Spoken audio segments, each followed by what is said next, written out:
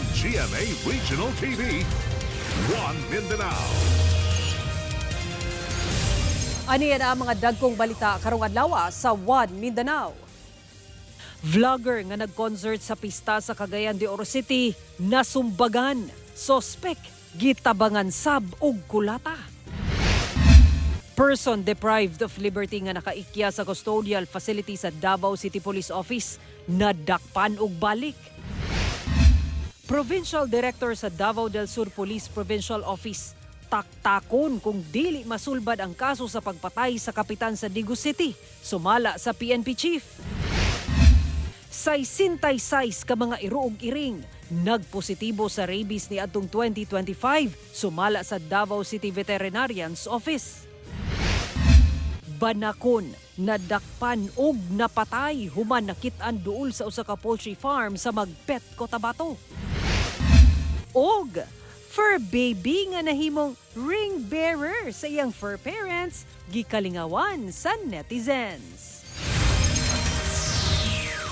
Kini ang GMA Regional TV, One Mindanao. Mayong hapon Mindanao, ako si Sara Hilomen Velasco. Usa ka vlogger nga nag-concert sa kapistahan sa Barangay Ipunan sa Cagayan de Oro City ang kalit gisumbag sa usa ka lalaki samtang nakipag-selfie kini sa iyang fans. Sospek gitabangan sab og kulata sa mga tawo nga anaa sa stage. Ani ang dugang detalye.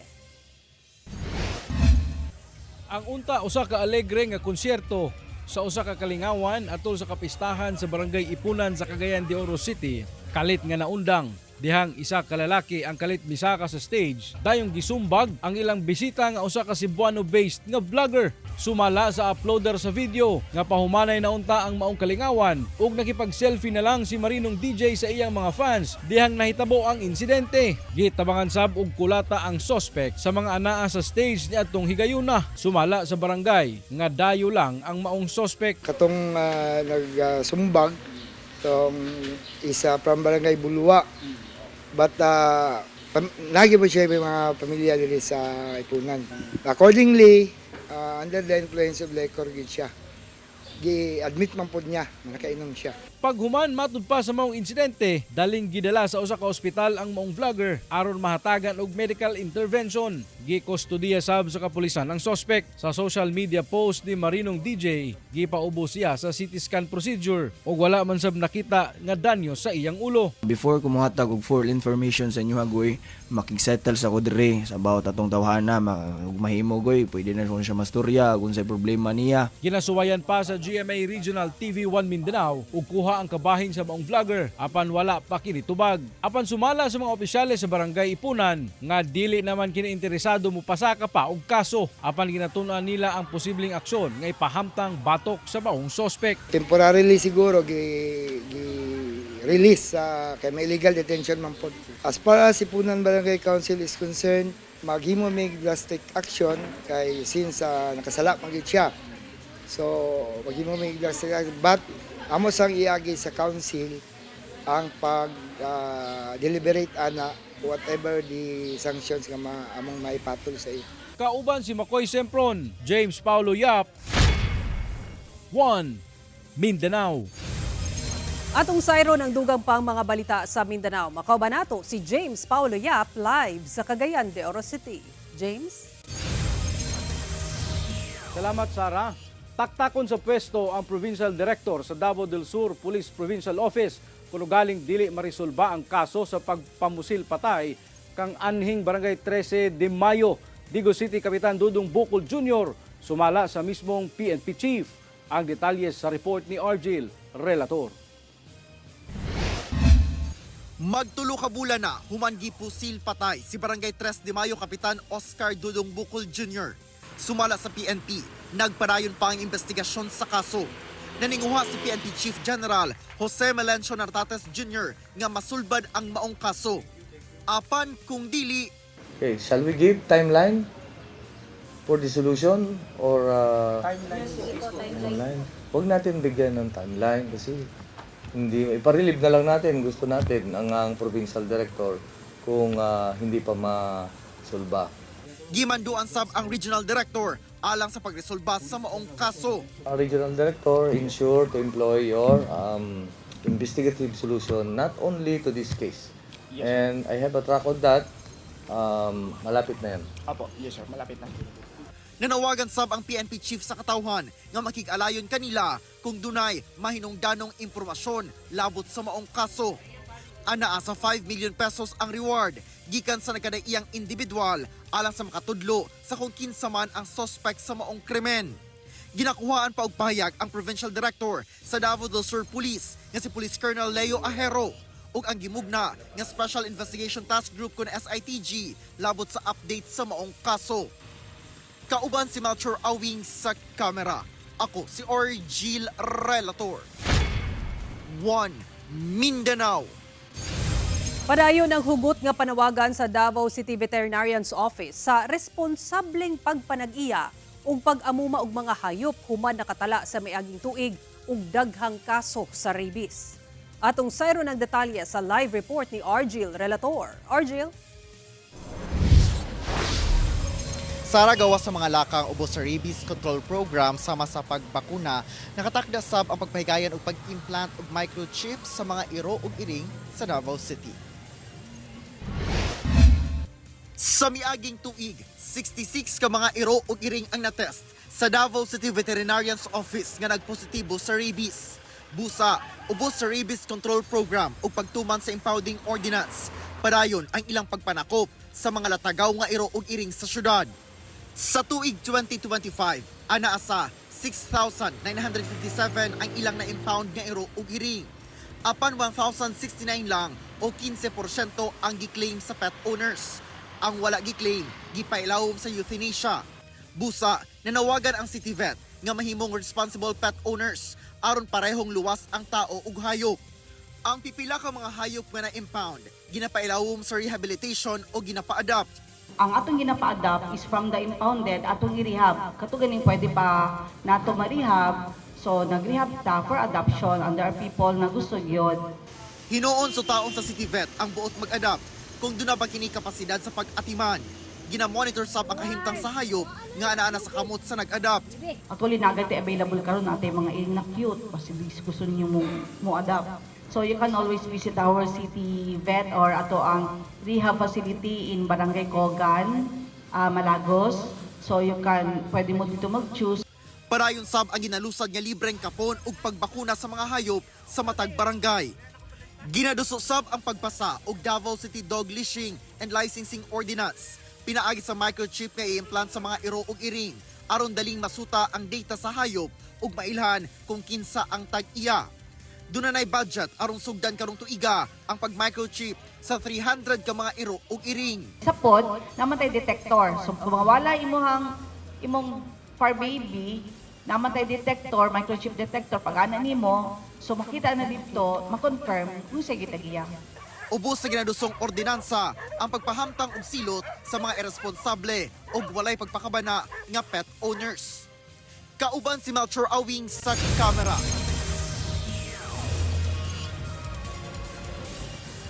Sara, ubos sa ginaduso nga ordinansa ang pagpahamtang og silot ngadto sa mga irresponsable nga pet owners nga dunay multa nga 1,000 hangtod sa 5,000 pesos. Sara. Okay, daghang salamat, Argil Relator. Usa ka banakon o king cobra ang nadakpan ug napatay sa mga residente human kini nakit-an duol sa usa ka poultry farm sa Magpet, Cotabato. Ang detalye sa report ni Efren Mamak. Where?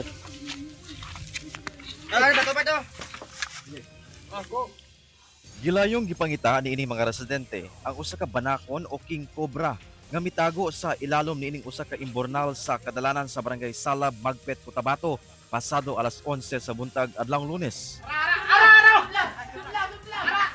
Dihang nakit-an na, gibato nila kini aron mugawas.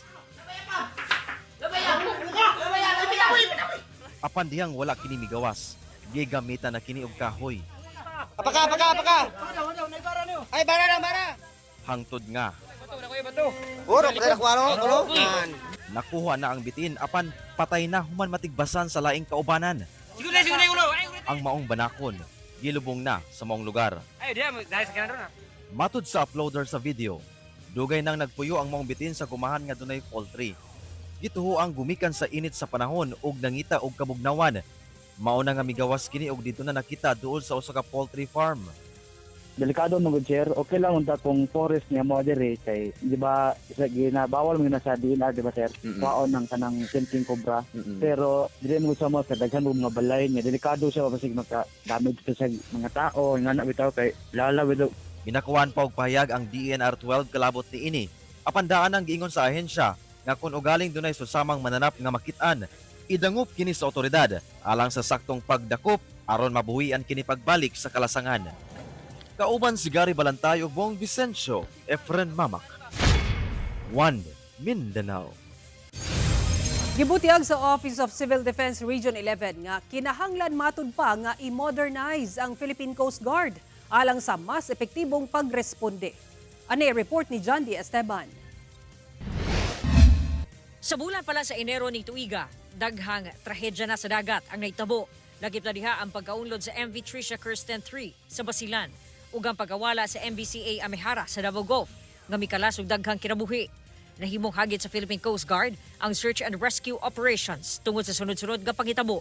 Sumala ni Office of the Civil Defense Region 11 Regional Director Ednar Dayanghirang kung basihan ang pagresponde sa Philippine Coast Guard, kuwang matud pa sa gamit ang ahensya nga importante sa pagresponde og trahedya sa kadagatan. Then you try to examine ang response. Kulang dito gamit. We need more airplanes, helicopters, sa seacraft, that's one. Personnel sa Philippine Coast Guard. Kaya nang landugangan kay 7,000 islands na ba ang Philippines. Meaning, more and more people are now using the sea transport as their daily means of traveling. Nagdaraghan na sabdaw ang mga sakyanang pandagat nga di pasahero, lakip mga motorbangka. Kailangan i-modernize na nato ang sea transport system nato.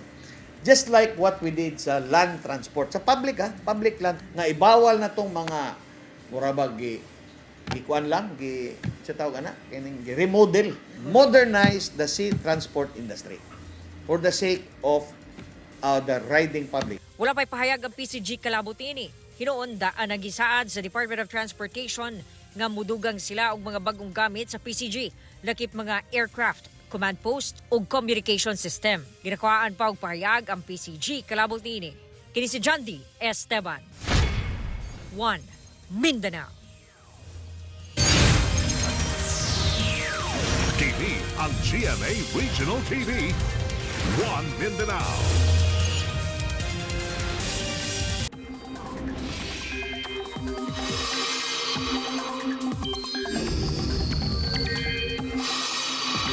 Walay bagyo o low pressure area sulod sa Philippine Area of Responsibility apan magpadayon ang mga pag-ulan sa managlahing lugar sa nasod.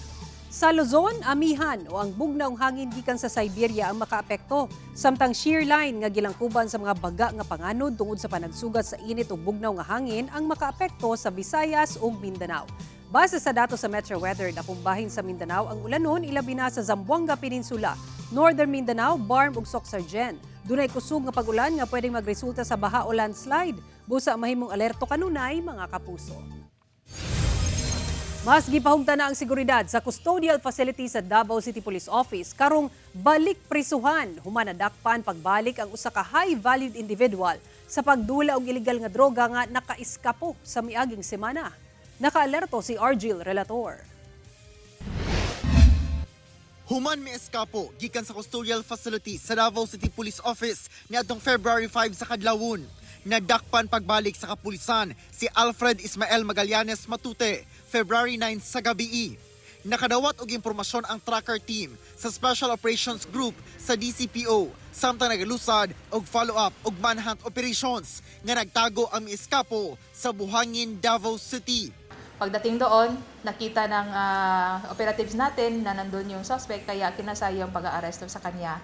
Right after pag-aaresto sa kanya, sir, pinipresent natin siya sa ating Acting City Director, Sir na Police Colonel Manan Caracas Muarif, around 11:30 p.m. Kagabi. And ngayon, sir, is na nabalik na siya sa ating DCPO detention facility.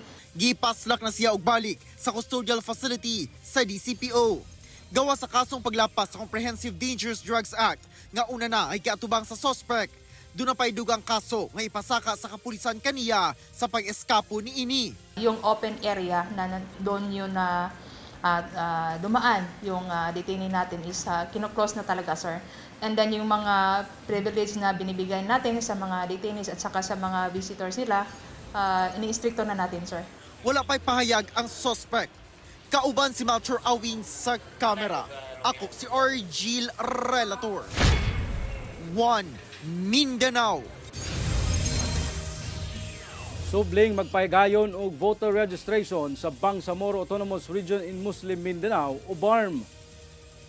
Alang kana sa November 2026 Barangay Insanguniang Kabataan elections didto, alas 8 sa buntag, kutob alas 5 sa hapon ang registration, Lunes hangtod Sabado. Para sa SK elections, mga edad 15 hangtod 30 ang pwedeng magparehistro. Ang mga edad 18 pataas pwede sa barangay election. Sumala sa Commission on Elections, mulungtad ang voter registration sa BARM hangtod March 31, 2026. Tutukan sa bagong regional director sa PDEA 11 ang pagsumpo sa illegal nga droga sa barangay level. Sanglit ang gidaghanon sa drug-cleared barangays. Matud pa ang maoy sukdanan sa kalampusan sa anti-illegal drugs campaign. Ani report ni John D. Esteban. Milingkod isip bagong regional director sa Philippine Drug Enforcement Agency Region 11 si Attorney Benjamin Gaspi. Sukad Pebrero 1, gikan siya sa Region 1 o Ilocos Region. Usa sa iyahang target, maong pagsaka sa ihap sa madeklarang drug-cleared barangay sa rehiyon sa pagigalayon sa lain-laing hingtungdang ahensya, ingon man Barangay Council. Dinhimatod pa masukod ang kalampusan sa mga programa o kampanya batok illegal nga droga. Kapag maraming barangay, although may parameters naman yan sa barangay drug clearing program, kapag maraming barangay ang nadideklarang drug cleared, ibig sabihin ma'am, successful po ang programa ng gobyerno. Hindi natin matitimbang, masusukat ang na-successful ang anti-drug program o anti-illegal drug campaign ng gobyerno sa number of persons killed or number of persons acquitted or convicted or number of persons incarcerated or number of volume or seizures confiscated by the law enforcement agency. As of 2025, anaana sa 997 barangay ang drug cleared gawas sa 1,162 barangay sa Davao Region. Tuig 2021 ang pinakadaghang nadeklara nga drug cleared. Sa karon, dunapay 131 drug-affected barangay. Ana sa dulan, 200 million pesos ka kantidad sa illegal nga droga ang nasakmit sa susamang period. Karaghanan ang shabu, gisundan sa marijuana, ecstasy ug cocaine. Sumala ni Attorney Gaspi, nahisubay sila sa approach o pamaagi nga dili madugo nga anti-illegal drugs operation. May impact talaga yun. Yung medyo natakot nung nakaraang administration na kung saan naglunsad ng tinatawag natin na drug war, maraming natakot kasi madugo yan. No? Sa administrasyon naman ni President Bongbong Marcos ay pinapahalagahan ngayon ma'am yung tinatawag na prevention o rehabilitation o reformation nitong mga nasangkot sa illegal na droga. Of course, hindi rin naman ma'am pinapabayaan yung aggressive na anti-drug operations. Usasab sa iyahang ginasiguro nga nahisubay sa balaod ang pagpatuman sa operasyon aron mas dig-on ang ebrensya o dili madismiss ang mga kaso sa korte. Aminado si Attorney Gaspi nga mapakyas matud pa usahay labi na sa pagtuman sa chain of custody rule maong dili maduso ang kaso. Kauban si Bebot Kahes sa kamera, John D. Esteban, 1 Mindanao. Dakong tabang ang pakigtambayayong sa Philippine Coast Guard ug Philippine Navy sa kalambuan sa Maritime Service. Kinang gibutiyag sa usa ka opisyal sa PCG sa pagbisita niini sa Davao City. Una mo retiro, may bisita si Vice Admiral Roy Abitria Echeverria sa Naval Forces Eastern Mindanao ug Coast Guard District Southeastern Mindanao sa Davao City agig pagpasalamat sa natampo niini dili lang kaniya apan sa tibuok maritime service. Ilabi na sa pipila ka tuig nga maritime operations, humanitarian response ug interagency coordination. Sumala ni Echeverria dakong tabang ang Mindanao sa paghulma sa iyang pagserbisyo sa PCG. Ilabi pa nga nahimo sab siyang commander sa Coast Guard District Southeastern Mindanao kaniadto. nakatakdang moretiro sa Echeverria sa hinapos karong bulana. Gikalipay sa mga residenteng nanginahanglan niini ang libreng ECG testing nga gidalit sa Mawab LGU kanila. Isip kabahin sa mas halapad nga serbisyong panglawas sa lokal nga panggamhanan, doon na libreng ECG testing sa Mawab Super Health Center. Kinialang sa mga residenteng dunay problema sa kasing-kasing, taas ang blood pressure, senior citizens ug mga pasyenteng gi-refer sa ilang mga doktor. Magdala lang og health card o medical prescription. Ipahigayon kini matag Lunes kutob Huwebes sa alas 8 sa buntag hangtod alas 5 sa hapon. Gipaabot sab nga sugdan ang paghatag og libreng maintenance medicine sa mosunod nga bulan ug lauman sab ang libreng X-ray services sa dili madugay. Usa ka bagong child-friendly space vehicle ang gilusad sa Davao City Social Welfare and Development Office. Sa impormasyon sa Davao CSWDO nga nakuha sa GMA Super Radio Davao, ang maong sakyanan gamiton isip usa ka safe space sa mga bata nga maapektuhan sa kalamidad. Dinhi ipahigayon ang psychosocial activities aron matabangan ang mga bata nga makarecover gikan sa trauma, ingon man aron mapalig-on ang ilang emosyonal nga sitwasyon.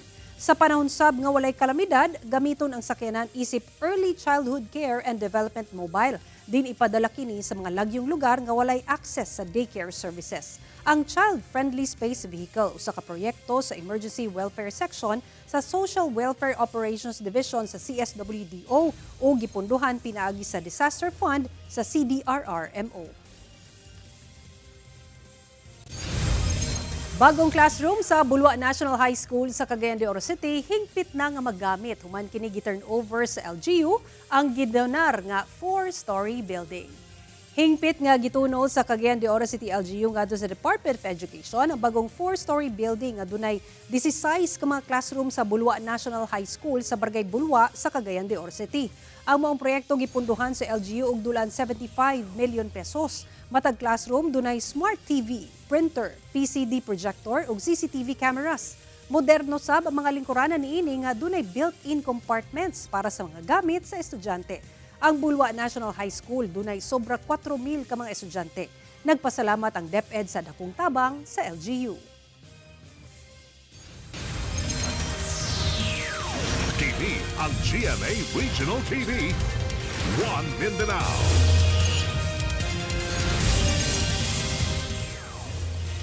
Night Market Committee Team gipangkumpiska ang mga gamit sa mga illegal vendors nga mamaligya unta sa Captain Vicente Roa Street sa Cogon Market sa Cagayan de Oro City. Samtang pagpamaligya sa Daumar Street, gibawal gihapon. Ani ang report ni Cyril Chavez. Gipanghakot sa mga personal sa Roads and Traffic Administration kung RTA nga ilawom sa Night Market Management Committee ang mga bangko, lakip lamesa nga iya sa mga vendor nga buot mamaligya sa Captain Vicente Roa Street sa Cogon Market sa Cagayan de Oro City. Lakip tent sa maong mga vendor gipatanggal sa RTA.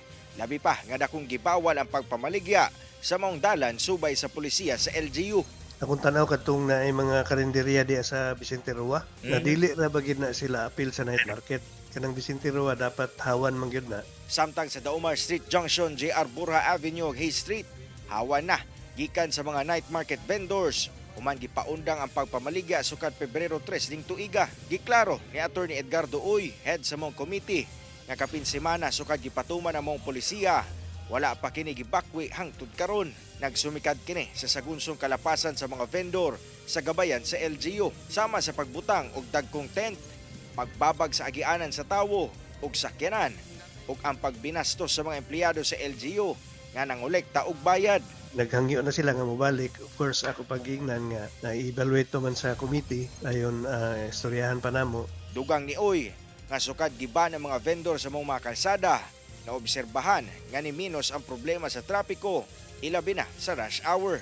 Kung naagihapon mahitabo ang atong nakita ang rason nga nung gisuspend ang night market diyang dapita, nabasin og makarecommend ng kita nga dili na gyud. Cyril Chavez, 1 Mindanao.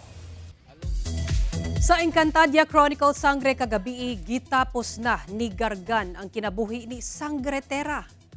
Wala nakuha ni Bathalang Gargan Tom Rodriguez ang brilyante ng lupa ni Tera Bianca Umali. Mao nga gitapos na niini ang kinabuhi sa maong sangre. Nabati isab sa uban pang sangre ang kambal diwa ang pagkamatay ni Tera. At ang iunyang 8:05 PM sa GMA Prime ang mga mosunod nga panghitabo. Samtang sa usa ka Facebook post, gingon ni Bianca ang mga pulong nga abisala maste o pagbiya sa iyang karakter nga si Tera.